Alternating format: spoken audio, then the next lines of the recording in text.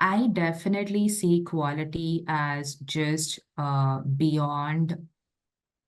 the quality department, because even in my current company I feel that a lot of different cross departments think that quality is only quality team's job role, and it is not our job role. But I think if everybody has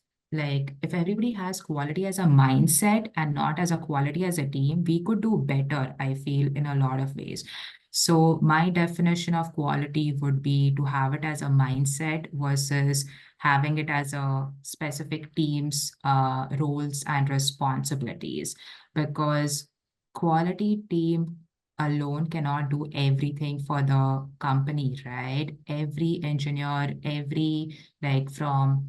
materials to gases and chemicals to the product guy to the engineering team to the finance guy, if everybody contributes to quality, I think that's going to be the end result for the greater customer satisfaction and any company's long-term success. So for me, quality is definitely a mindset beyond just meeting and passing your ISO IATF certifications, I think.